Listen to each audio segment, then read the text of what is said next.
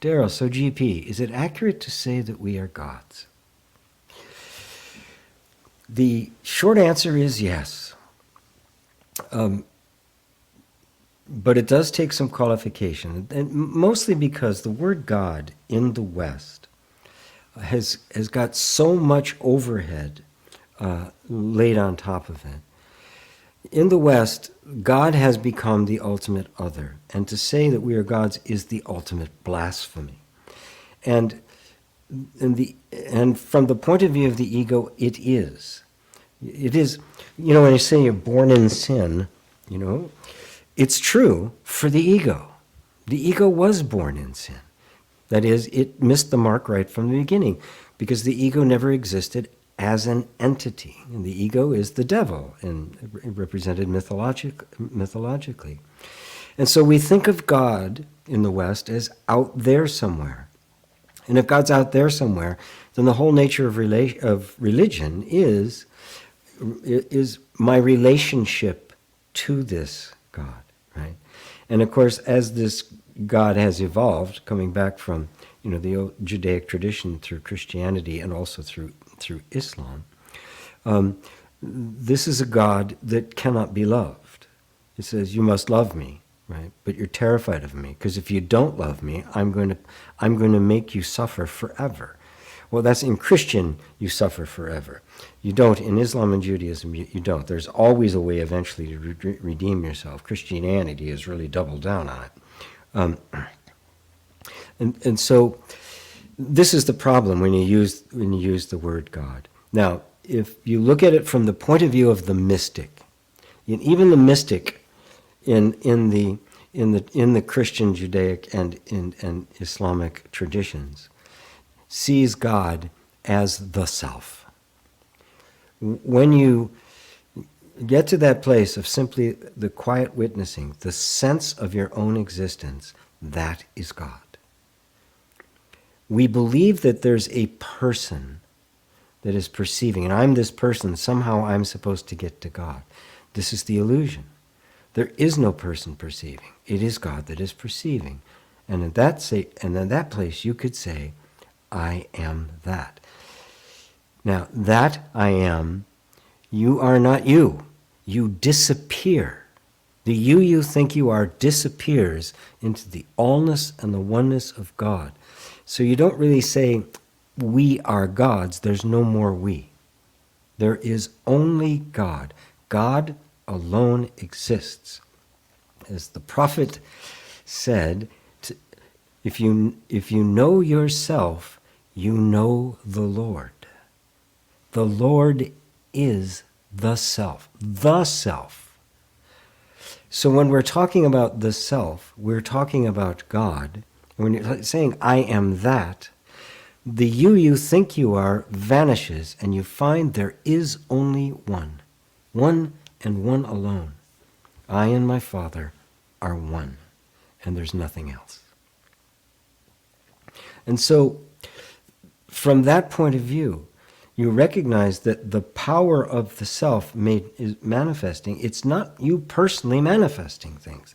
This is the huge mistake that the whole metaphysical law of attraction thing made, that is making the ego even more virulent and messed up than it was already. Because, let's face it, since the secret came out and the whole law of attraction thing happened, the world's orders of magnitude worse off than it was before, because it was so focused on selfishness. The ego said, oh my God, I'm a God. I can do whatever I want. And starts trying to manifest this and that, losing the entire point of it. It is God that manifests, right? And only God can say, I am God. And this is why we have to be careful and very humble and vigilant, right? That when we recognize I am that the I is God speaking. Otherwise, what we do is we end up on a very subtle level, the false sense of I starts becoming quite full of itself. The ego gets puffed up. And it likes that power to get what it wants. This is the great harm that's been done by all of that. You are not the ego. And the ego mind needs to be dismantled, dissolved, annihilated, nirvana'd, right? Which is why I talked about the end of mind. It isn't destroyed like it was a thing. You can't destroy something that, I mean, it wasn't an entity that had to be destroyed. The ego can't die because it was never born in the first place. It has to be seen as an illusion, as something that never really existed. But because of the power of the self, I experienced life as if it did. And that I comes back to its source. That I now disidentifies. It jettisons the egoic sense of self. It sees it as nothing but a bunch of thoughts that have no entity and no self. And it turns around and moves back towards its true self. This is the meaning of the story of the prodigal son, right? Wasted his fortune and all sorts of stuff, and eventually said, "I've got nothing. Nothing to show for it," and turns to go back home where it belongs. That's just the sense of I. It is returning to God, the one and only true I, the only I am. The moth becomes one with the flame, the moth ceases to exist. That's what nirvana means. It means extinction, cease to exist. The word Paul, that Paul took, Saul took the name of Paul. Saul means a bitter man. The word Paul means to cease to be. Our modern word pallbearer is based on it, in Greek anyway. It means to cease to be. That's my middle name, by the way.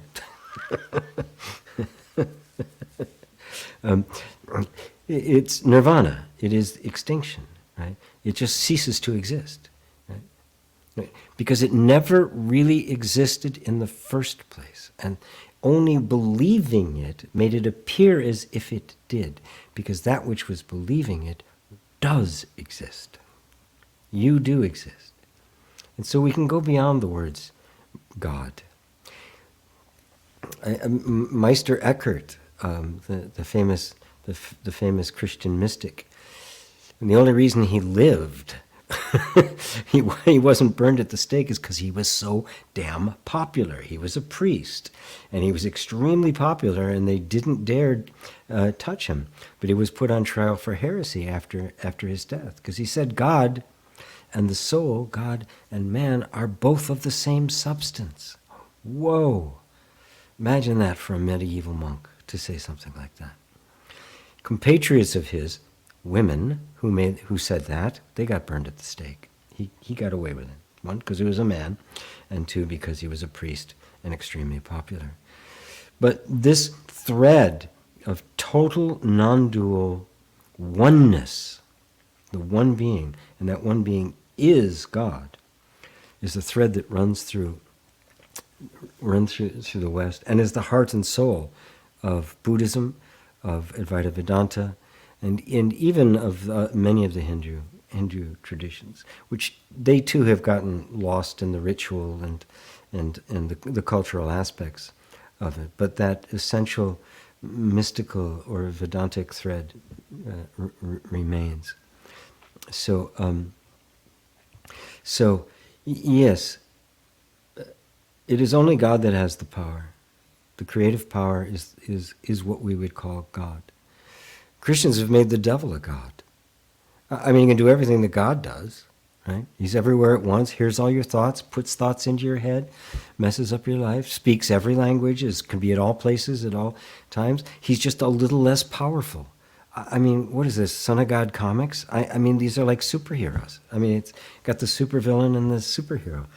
But the superhero, it's kind of like TV show The Boys, right? Where the actual, the superhero is actually an ass. Yahweh is a bit of an ass. Anyway. Anyway, so hopefully that answers it for you, Daryl, and many others about this. Please don't go telling everybody, hey, I'm God. You can call me the great I am now. Please don't do that. And if you do, don't say, please don't tell them you know me.